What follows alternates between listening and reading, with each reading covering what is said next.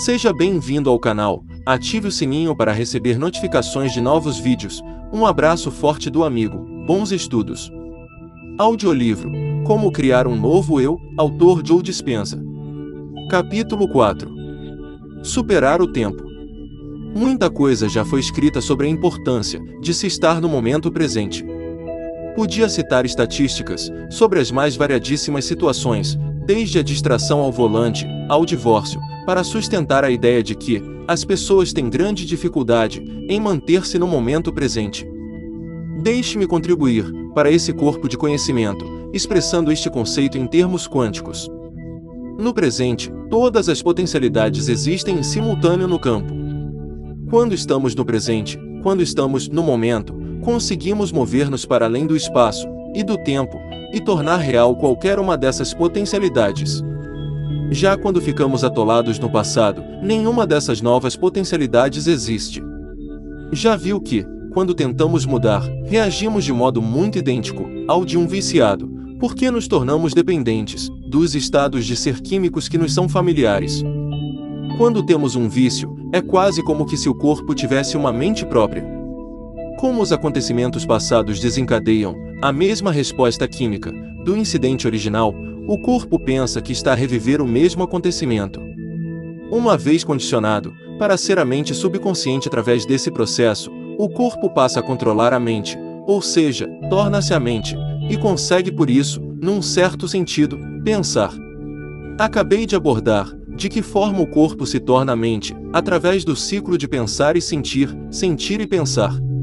Mas há outra maneira de isso acontecer, a partir das memórias passadas. Eis como funciona. Temos uma experiência, a qual tem uma carga emocional. Então, pensamos acerca desse acontecimento particular do passado. O pensamento torna-se uma memória, que vai depois, reflexivamente, reproduzir a emoção da experiência.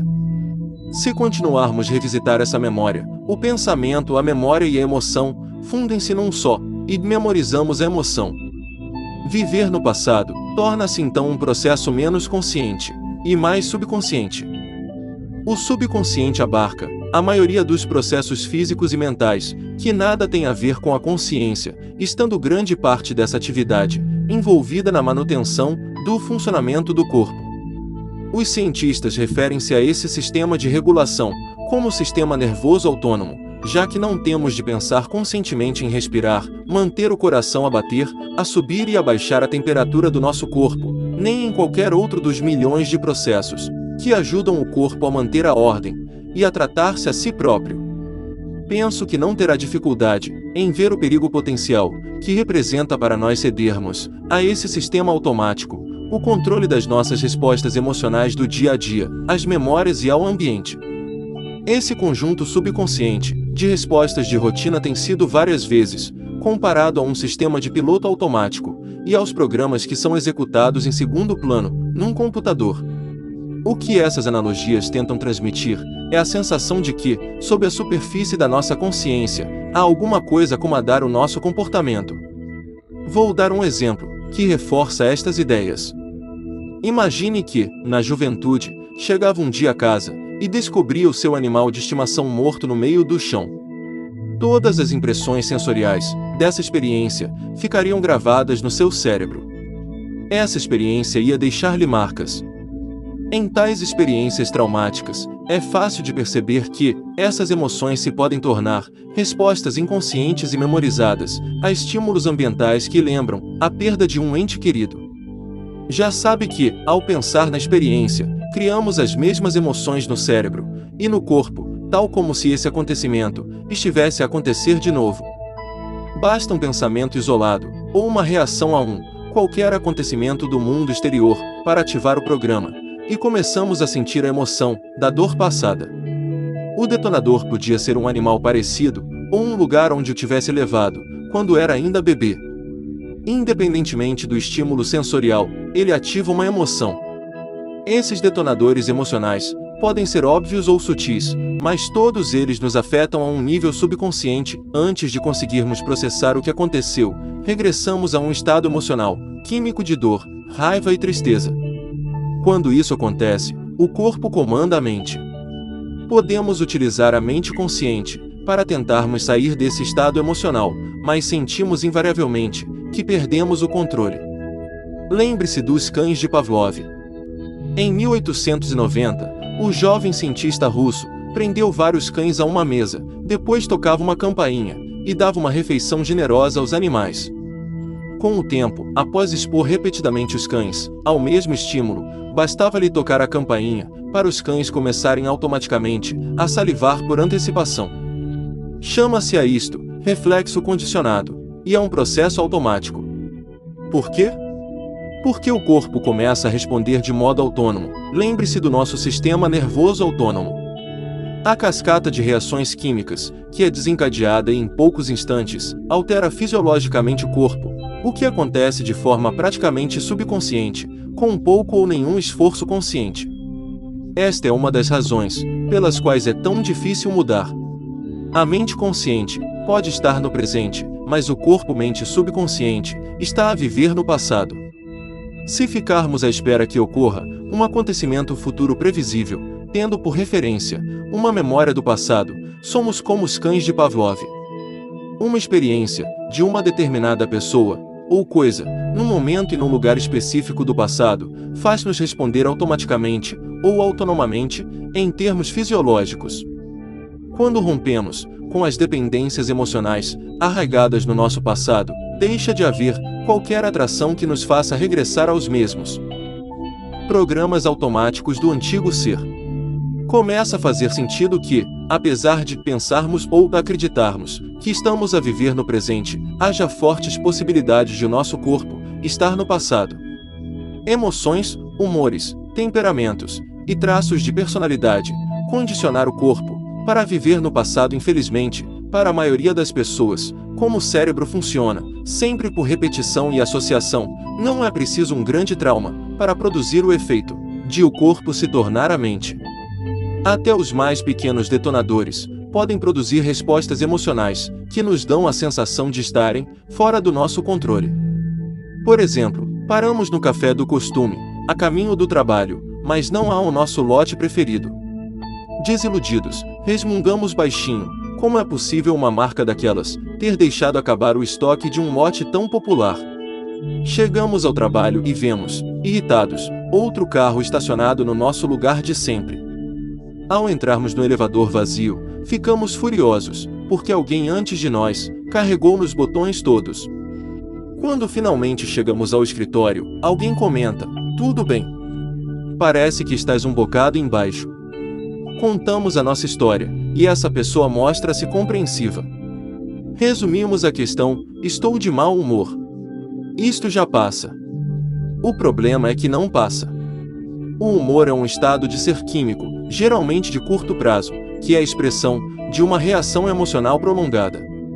Algo no seu ambiente, neste caso, a falta do café preferido, seguida por outros aborrecimentos menores, desencadeia uma resposta emocional. As substâncias químicas dessa emoção não são de imediato consumidas, pelo que o efeito perdura durante algum tempo. Eu chamo-lhe o período refratário, que é o tempo entre a libertação inicial dessas substâncias e a diminuição do seu efeito.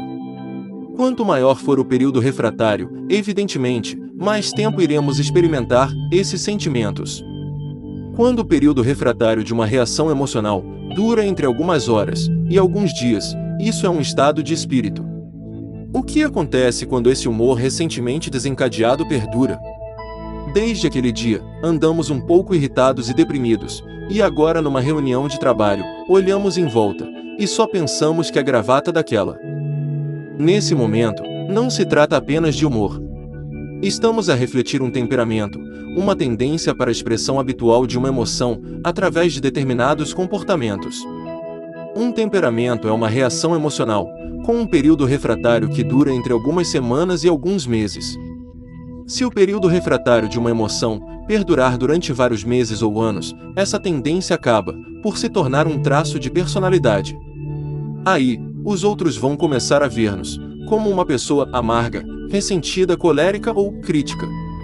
Os nossos traços de personalidade baseiam-se frequentemente nas emoções passadas.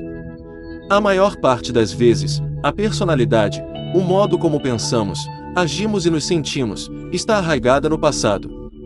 Por isso, para mudarmos a nossa personalidade, temos de mudar as emoções que memorizamos. Temos de sair do passado. Não conseguimos mudar quando vivemos no futuro previsível.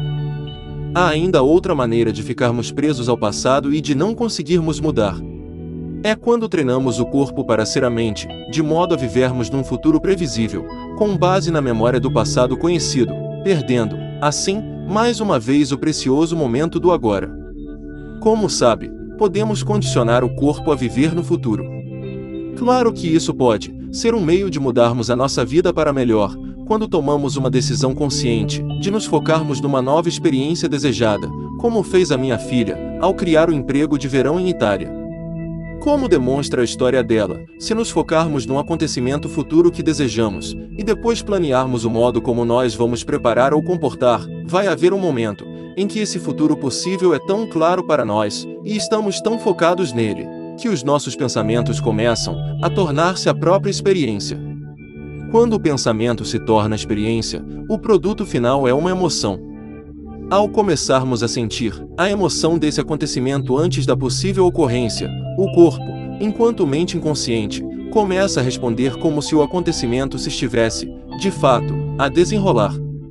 Por outro lado, o que sucede se começarmos a antecipar alguma experiência indesejada no futuro, ou até a ficar obcecados com o pior cenário, com base numa memória do passado? Continuamos a programar o corpo para experienciar um acontecimento futuro, antes de ele acontecer. Nesse caso, o corpo já não está no momento presente, nem no passado, mas sim a viver no futuro, só que é um futuro baseado numa qualquer criação do passado. Quando tal sucede, o corpo não reconhece a diferença entre o acontecimento que se está a desenrolar na realidade e aquilo que estamos a alimentar mentalmente. Como estamos a prepará-lo para estar cheio de energia, para o que quer que aí venha, o corpo põe-se a postos. E, de um modo muito real, o corpo está a viver esse acontecimento. Eis um exemplo de como é viver no futuro, baseando-se no passado. Imagine que lhe pedem para dar uma palestra para 350 pessoas, mas tem medo de falar em público, com base em memórias de episódios menos felizes, ocorridos num passado distante. Sempre que pensa na palestra que se aproxima, vê-se a si próprio de pé, a gaguejar e a perder a sua linha de raciocínio. O corpo começa a reagir como se o acontecimento futuro estivesse já a ter lugar nesse momento, o pescoço fica tenso, o coração acelerado, e começa a transpirar por todos os lados. Ao antecipar esse dia tão temido, faz com que o corpo esteja já a viver nessa realidade tensa. Vítima da obsessão de voltar a falhar, está tão fixado nessa realidade esperada, que não se consegue concentrar em mais nada. A mente e o corpo estão polarizados, movendo-se entre passado e futuro, e vice-versa, negando-lhe a novidade de um fantástico desenlace futuro. Um exemplo mais universal de como vivemos num futuro previsível é passarmos muitos anos a acordar todos os dias e automaticamente executarmos, sem pensar, as mesmas ações de sempre.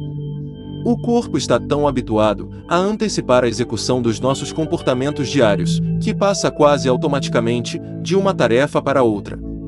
É preciso dar comida ao cão, lavar os dentes, vestir, fazer chá, despejar o lixo, ver o correio. Muito embora possamos acordar com a ideia de fazer qualquer coisa diferente, acabamos, de alguma maneira, a fazer o mesmo de sempre, como se não tivéssemos vontade própria.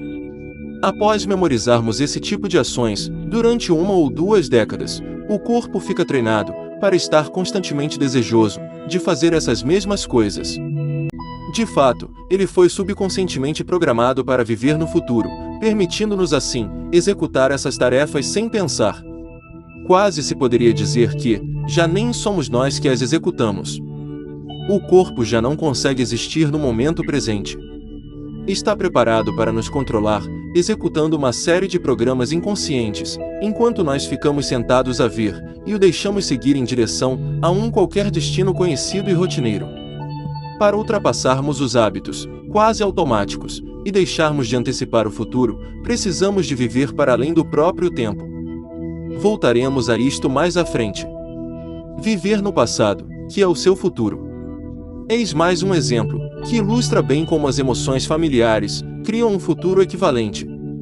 Um colega de trabalho convida-nos para um churrasco num feriado, onde vai estar toda a gente do departamento. Não gostamos do anfitrião. Ele é sempre o maior, e gosta de o mostrar. Sempre que organiza qualquer coisa, acabamos a passar um mau bocado, com ele a irritar-nos até a ponta dos cabelos. Agora, a caminho da sua casa, já só. Raciocínio. O corpo começa a reagir como se o acontecimento futuro estivesse já a ter lugar nesse momento, o pescoço fica tenso, o coração acelerado, e começa a transpirar por todos os lados. Ao antecipar esse dia tão temido, faz com que o corpo esteja já a viver nessa realidade tensa. Vítima da obsessão de voltar a falhar, está tão fixado nessa realidade esperada, que não se consegue concentrar em mais nada. A mente e o corpo estão polarizados, movendo-se entre passado e futuro, e vice-versa, negando-lhe a novidade de um fantástico desenlace futuro. Um exemplo mais universal de como vivemos num futuro previsível é passarmos muitos anos a acordar todos os dias e automaticamente executarmos, sem pensar, as mesmas ações de sempre. O corpo está tão habituado a antecipar a execução dos nossos comportamentos diários, que passa quase automaticamente de uma tarefa para outra. É preciso dar comida ao cão, lavar os dentes, vestir, fazer chá, despejar o lixo, ver o correio. Muito embora possamos acordar com a ideia de fazer qualquer coisa diferente, acabamos, de alguma maneira, a fazer o mesmo de sempre, como se não tivéssemos vontade própria. Após memorizarmos esse tipo de ações, durante 1 ou 2 décadas, o corpo fica treinado para estar constantemente desejoso de fazer essas mesmas coisas. De fato, ele foi subconscientemente programado para viver no futuro, permitindo-nos assim executar essas tarefas sem pensar. Quase se poderia dizer que já nem somos nós que as executamos. O corpo já não consegue existir no momento presente. Está preparado para nos controlar, executando uma série de programas inconscientes, enquanto nós ficamos sentados a ver, e o deixamos seguir em direção a um qualquer destino conhecido e rotineiro. Para ultrapassarmos os hábitos, quase automáticos, e deixarmos de antecipar o futuro, precisamos de viver para além do próprio tempo. Voltaremos a isto mais à frente. Viver no passado, que é o seu futuro. Eis mais um exemplo, que ilustra bem como as emoções familiares criam um futuro equivalente. Um colega de trabalho convida-nos para um churrasco num feriado, onde vai estar toda a gente do departamento. Não gostamos do anfitrião. Ele é sempre o maior, e gosta de o mostrar. Sempre que organiza qualquer coisa, acabamos a passar um mau bocado, com ele a irritar-nos até a ponta dos cabelos. Agora, a caminho da sua casa, já só. Pensamos na última festa, quando ele interrompeu a refeição de toda a gente, para oferecer um BMW à mulher. Temos a certeza, tal como passamos a semana inteira a dizer ao colega mais chegado, que vai ser mais um dia miserável. E é exatamente isso que acontece. Passamos um sinal vermelho, e somos multados.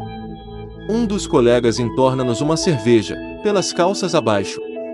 O hambúrguer que tínhamos pedido bem passado, vem quase cru. Com a atitude, o nosso estado de ser, com que fomos ao evento, como poderíamos esperar que as coisas fossem de maneira diferente? Acordamos convencidos de que o dia estava destinado a ser um filme de terror, e foi mesmo. Alternamos entre a obsessão por um futuro indesejado, antecipando o que viria a seguir, e a vida no passado, comparando estímulos que estávamos a receber com aquilo que anteriormente havíamos recebido, por isso criamos mais do mesmo. Se começarmos a prestar atenção aos nossos pensamentos e a tomar nota deles, vamos perceber que passamos a maior parte do tempo a antecipar o futuro ou a recordar o passado. Viver o novo futuro desejado, no precioso presente. Então, aqui fica mais uma daquelas grandes questões. Se sabemos que, vivendo no presente, e rompendo ou limitando as nossas ligações ao passado, podemos ter acesso a todos os desenlaces possíveis no campo quântico, por que haveríamos de escolher viver no passado, e continuarmos a criar o mesmo futuro para nós próprios? Por que não haveríamos de optar por viver já, antes de ele acontecer, no futuro, que escolhemos? Em vez de ficarmos obcecados com qualquer acontecimento traumático ou gerador de estresse que tememos poder acontecer no futuro, com base na experiência do passado, por que não ficarmos antes obcecados por uma experiência nova que desejemos, mas na qual ainda não nos empenhamos? Crie para si mesmo a possibilidade de viver já nesse potencial novo futuro, ao ponto de o seu corpo começar a aceitar ou acreditar que está a experimentar no momento presente as boas emoções desse novo desenlace futuro. Vai aprender a fazer isso. Recorda-se de eu ter dito que a minha filha teve de viver a sua vida presente, como se já tivesse passado pela experiência do grande verão em Itália. Ao fazê-lo, estava a enviar para o campo quântico o sinal de que o acontecimento já tinha ocorrido fisicamente. As grandes figuras da história demonstraram isso mesmo, milhares de pessoas ditas vulgares fizeram isso mesmo, e você também pode fazer. Estamos dotados de todos os mecanismos neurológicos necessários para transcender o tempo, para fazer disso uma aptidão. Aquilo a que muitos chamam milagres, eu descrevo como casos de indivíduos que trabalham para mudar o seu estado de ser, de forma que os seus corpos e as suas mentes deixem de ser um mero registro do passado e se tornem parceiros ativos, a caminhar em direção a um futuro novo e melhor.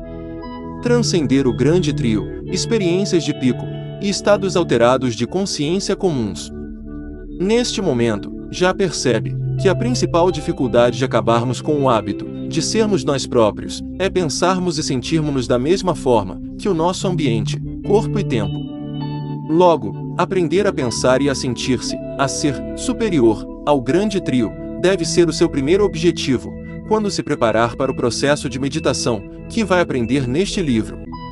Aposto que em algum momento da sua vida, talvez até com bastante frequência, já conseguiu ter um pensamento superior ao seu ambiente, ao seu corpo e ao tempo. Esses momentos em que conseguiu contrariar o grande trio são aquilo que algumas pessoas chamam fluir. Há várias maneiras de descrever o que acontece quando o que nos rodeia, o nosso corpo e a nossa sensação da passagem do tempo desaparecem e ficamos perdidos no mundo. Ao falar para várias audiências em todo o mundo, pedi a várias pessoas que descrevessem momentos criativos em que estavam tão absortos naquilo que estavam a fazer ou tão relaxados e à vontade que pareciam ter entrado num estado alterado de consciência. Essas experiências enquadram-se geralmente em duas categorias. As da primeira são as chamadas experiências de pico, aquilo que consideramos momentos transcendentes, em que atingimos um estado de ser, geralmente associado a monges e místicos. Em comparação com esses acontecimentos profundamente espirituais, as da segunda categoria podem ser mais mundanas, vulgares e prosaicas, o que não significa que sejam menos importantes. Eu vivi muitos desses momentos comuns, embora com menos frequência do que gostaria, durante a escrita deste livro.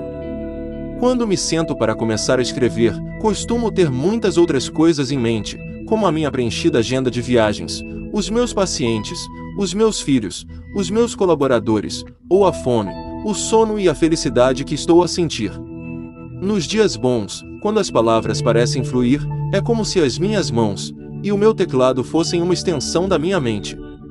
Não tenho consciência do movimento dos meus dedos, ou de ter as costas apoiadas na cadeira. As árvores que oscilam com a brisa lá fora desaparecem, aquela ligeira rigidez do meu pescoço deixa de chamar a minha atenção, e estou completamente focado e absorto nas palavras que estão no ecrã do computador. De repente, apercebo-me de que já passou uma hora ou mais sem eu dar por isso. É muito natural que já lhe tenha acontecido uma coisa parecida, porventura quando estava a conduzir, a ver um filme, a saborear um jantar em boa companhia, a ler, a tricotar, a tocar piano, ou simplesmente sentado num sítio tranquilo, em plena natureza. Não posso falar no seu caso, mas eu sinto-me muitas vezes surpreendentemente revigorado, após viver um desses momentos em que o meu ambiente, o meu tempo e corpo parecem desaparecer. Nem sempre acontecem quando estou a escrever, mas depois de ter escrito o meu segundo livro, acho que se tornaram mais frequentes. Com a prática, consegui assumir o controle de modo a que essas experiências de fluir passassem a ser menos acidentais ou fortuitas do que eram inicialmente. É essencial ultrapassar o grande trio para facilitar a ocorrência desses momentos, de modo a libertarmos-nos da nossa mente e criarmos uma nova. Obrigado por assistir, não se esqueça de se inscrever e ativar o sininho, para não perder o próximo vídeo.